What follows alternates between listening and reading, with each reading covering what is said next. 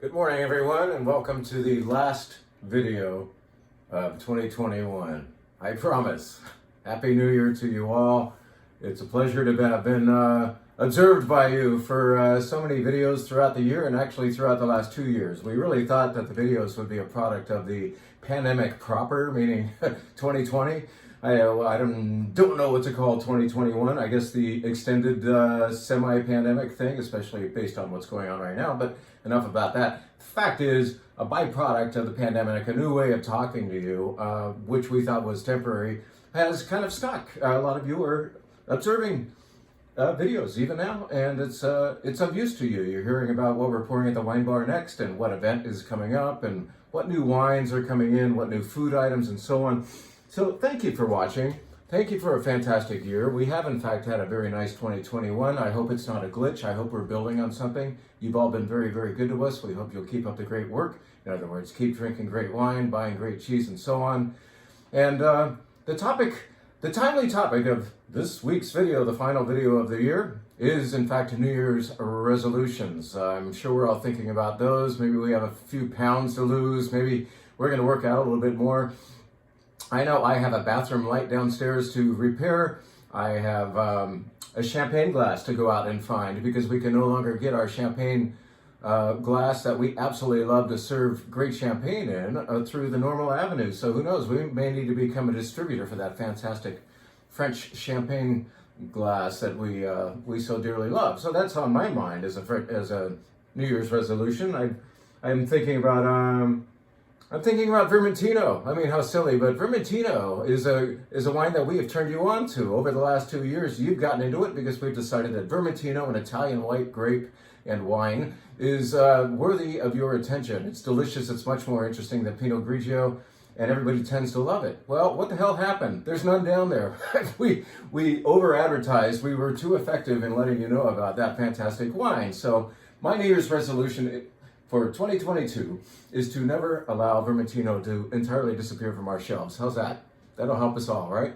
All right. How about this right in front of us? Let's talk about trying new things. I think we all would like to embark on new odysseys, excursions of ingenuity and inventiveness, just to do something different in 2022. That's something you've never been doing for your past life. And so, like, take something new on. And for me, it's going to be like new recipes. I get so stuck on the same recipes, don't you, sometimes? And just like, you're really good at something, so why add to your repertoire? Well, I'm going to add to my repertoire. And in one way of doing that, I'm practicing even on New Year's Eve, or 2 days before New Year's Eve, with adding something different to my usual bread dough. Yes, it's the same sourdough bread. I feed a starter every other day.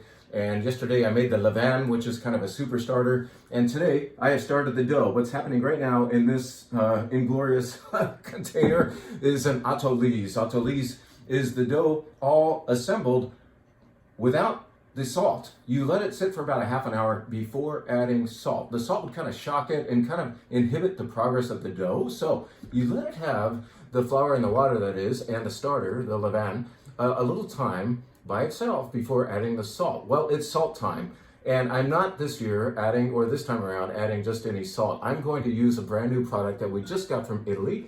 This is from the producer Vignalta, located in the Veneto region, northern Italy. And yeah, I mean, we could get salt at the grocery store down the street, right? But this, in fact, uses rosemary and sage grown on the estate, as well as some garlic and black pepper. And you could say, well, I could do that at home. I could mix that up. Yeah, you could, but these guys are really good at it. And in fact, the big difference here is they're not adding dried herbs. They're adding fresh rosemary, freshly picked rosemary and sage. And my God, you'll want to use this salt on everything.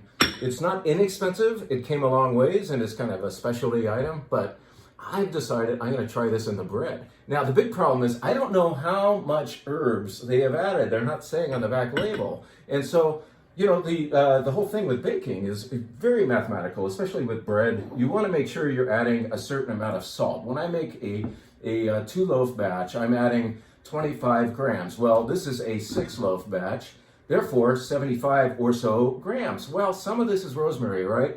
This is a big guess. We got to get this right, and we might not the first time around. But, you know, you got to try new things.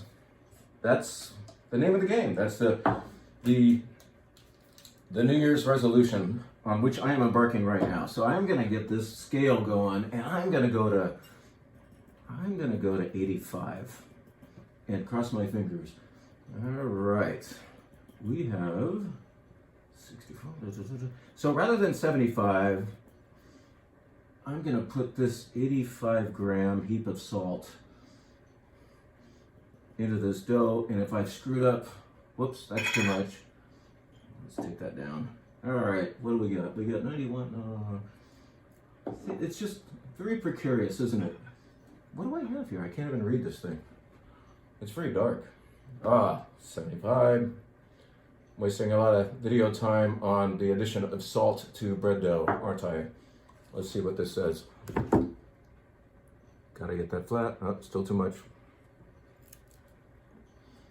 Don't drop the salt in your beer, Jim. Okay, 86? Let's go 86. Shoot. This is scary. 86 grams of salt just went into my 3-loaf batch of bread. And I'm gonna fold that in and get my hands really nasty looking for the rest of this video. How about that? But, so what I'm doing is folding in the salt, and then I'm gonna visit this dough every half hour for the next 2.5 or 3 hours. It depends on how vigorous the rise of the bread is. But it will get a fold over like this every half hour. And then we form loaves, we do a pre-rise, and then we do a little bit more stretching of the dough and commit those loaves to baskets where they rise, those individual doughs rise. Nasty, isn't it? I forgot my my peel, or my scraper. My pastry scraper is what I would normally clean these nasty looking hands with. I don't think that's too much salt. All right. Anyway, the salt. The salt is really meant for meats, especially, but we're going to find out what it does to the bread. The rosemary, the sage, the little bit of garlic in there, and black pepper should do amazing things for the bread if the proportions are right. Trying new things, trying new things. Got to try new recipes, right? Embark on new journeys in 2022. Hey, how about wine? You know, we are, after all, the wine steward, and I still have dough in my hand. I guess I'm going to present wine to you with filthy hands. How about that? Let's try new wines. I mean, that's what the wine steward's all about. And I just had a wine that was brand new to me. This is by Jimenez Landi. And I said, yeah, we're done buying wine for 2021. I'll take some. So in other words, we bought this 2 days before New Year's, and we're going to be closed for a few days next week. And this is just going to sit around. But maybe some of you will courageously come in here and grab a bottle of this. It's not inexpensive. I want you to think like along the lines of white Burgundy quality happening here, but it's not Chardonnay and it's not from Burgundy, France. Do I have dough on my face? It is in fact Malvar, a grape you've never heard of, a grape I've barely heard of. The store has never carried a Malvar. I've only tried perhaps 2 or 3 of them in my life. This is a grape that grows mostly near Madrid, Spain, central Spain. And this, in fact, is grown a little west of there in granite. And you can feel minerality, which is working along with the propensity of this grape to be kind of like soft and spineless. But the mineral aspect of the soil is what's helping here. Malvar, it's fantastic, beautiful, thoughtful wine. I can think of 2 other more familiar wines when I'm trying it. First of all, I'm smelling something like Loire Valley Chenin Blanc, like maybe from Saumur or Mont-Louis-sur-Loire. When I smell the wine, when I taste the wine, and the feeling is kind of rich, it's kind of like a Puy-Fussé from Southern Burgundy. That's Chardonnay from Southern Burgundy. So if you love white Burgundy, I think you're going to be intrigued by this Malvar from Jimenez Landi. And your New Year's resolution, I hope it's yours too, of wanting to try new things will be nurtured and nourished. So Malvar from Spain by Jimenez Landi. There's more dough on my fingers. It's nice to have another snack.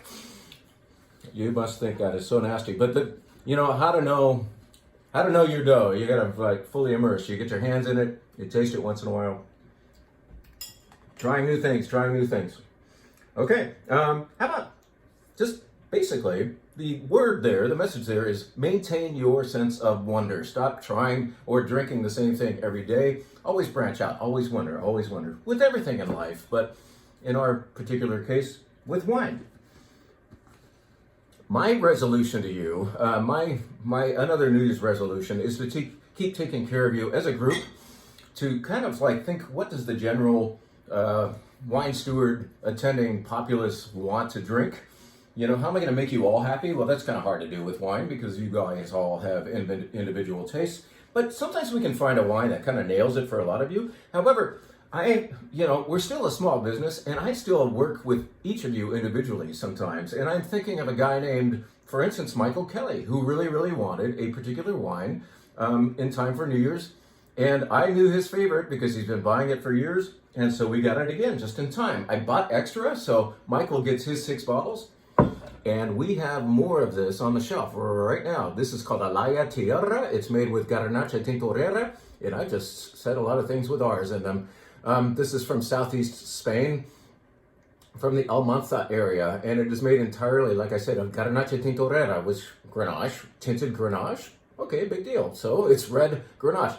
Now, it's actually the other name for Alicante Bouschet, which is one of those rare red grapes that have red juice or red flesh within. Most red grapes have white juice, and this is a red-fleshed grape. So if you can imagine what the skins do to color wine, and then add to that the fact that the flesh is also red, this makes a red on red, meaning black wine. It's intense. It's got beautiful dark fruit, very rich fruit, and you want to have something powerful with it. But this is kind of like, along with like maintaining your sense of wonder, make that a New Year's resolution. While my New Year's resolution in the case of this wine was to take care of one particular individual, I want to keep doing that for each and every one of you. When you come to us with specific needs, we will, as a small business, wouldn't mind being a little bigger, but we will take care of each and every one of you individually as needed. And of course, we want to provide the anticipated. What is the anticipated this weekend? My resolution to you is to continue to provide the anticipated per the season. And of course, that's sparkling wine, right? Now it is bubbly time, right? But within the champagne thing, the whole subject of champagne, if you were to walk into the Wine Steward right now, you are going to see very, very few familiar looking brands. Those brands are down the street, if the ships got here in time, if Veuve Clicquot actually ever showed up. But we don't carry that. It's good champagne, but we have the opportunity as a small independent wine shop to work with small independent growers and producers of great wines all over the world, including champagne. So this is a grower champagne. It is one of the 24 producers of biodynamically grown champagne. So there aren't very many of those in Champagne, I was saying last week, and this is yet another one called Piolo we just bought. It is delicious, it is thoughtful, and it's something you've never heard of. I dare you to have a great champagne that you've never heard of. And you can have it with confidence because we tasted it and said, yep, this is much better than the other things we've tried today. We're going here. Piolo, really nice champagne. Now, of course, sparkling wine comes in other forms as well. So why don't we get out of the box a little bit? We're still showing you the anticipated, in other words, bubbly. It's in season. We are celebrative of a year called 2021, and perhaps more celebrating the fact that 2022 is going to be a hell of a lot better. But we want bubbles, different prices. We might have a lot of people over, and we want to pour something a little less expensive than champagne. So let's go to Alsace, not very far away from Champagne, but Alsace, France provides something called Cremant d'Alsace. Cremant d'Alsace is, in this case, going to be made of Pinot Blanc and Auxerrois. And maybe you've never heard of Auxerrois, but the flavors themselves of this wine are very unthreatening and familiar. Delicious, bright, dry, clean, nice stuff. Well, why don't we get even farther out of the box? Whoops, I didn't bring it with me. I've got it in the fridge, and I'm not going to waste any more time. It's way over there. Anyway, we've got Chapel Down. That's from England. Why don't you get adventurous and have sparkling wine from somewhere else? We have Gruner Veltliner, sparkling Gruner Veltliner from Austria. We've got Prosecco from Italy. We've got Cava from Spain. We've got Chapel Down, English sparkling wine that is worthy of being equated with real champagne. The Cliffs of Dover have all that chalk that descend under the English Channel and re-emerge over there in Champagne. It's the same dirt. Why can't England do it? They do it with Chapel Down. It's nice stuff. What's another New Year's resolution? How about learning more about beer? We have just put a new keg of this on tap. What is that? In this little glass? I had it in this glass shape down in Santa Cruz a couple of days ago, the day after Christmas. This is Old Rasputin Stout. It runs, it is delivered to our tap, not with carbon dioxide and nitrogen, but nitrogen all by itself. Sort of like Guinness. I think this is better, frankly. It's definitely richer. The alcohol's a little higher, and that's another reason for the smaller glass. But you pour this carefully through a certain kind of tap that incorporates or integrates more nitrogen into the beer itself. I'm finally getting this figured out. I'm finally starting my New Year's resolution a little early by learning about how to get the perfect pour of this particular beer. It's been giving me fits for the last couple of days, and I think we're finally nailing it. You have to pour it very slowly, and then after you pour it, let it sit there for a minute and a half before serving it to your client, because it looks like the foam is all the way down to here, but it slowly rises and you get more and more actual beer, but you do end up with a little creamy mustache. That is the nitrogen difference. This is downright creamy. You have kind of coffee chocolate flavors in the actual beer, but that nitro delivery makes it creamy. It's a great holiday beer, really yummy. I don't know shit about beer, but I'm learning. That's a New Year's resolution. Always learn, right? Always learn. I'm going to keep doing videos. I'm going to keep just like providing you with interesting wine excursions with every video we do. And you know what? My final resolution, which I will probably not take very seriously within a couple of days, is to cut down on coffee. And so with that, Happy New Year, everyone. Let's say goodbye with a bang. Goodbye to 2021. Come and see us. By the way, some of you will be reluctant to do the full shopping experience here right now, with a full appreciation for that thought. You know, if you are really going to be celebrating in seclusion and you don't even want to venture into the store, please send us an email, give us a phone call. We will pack up some very wonderful things for you. And a la last year, bring it out to your car, wave hello from a distance, and wish you a Happy New Year that way. In the meantime, less coffee, because I don't have to talk this fast for the next couple days. Enough with that. Happy New Year.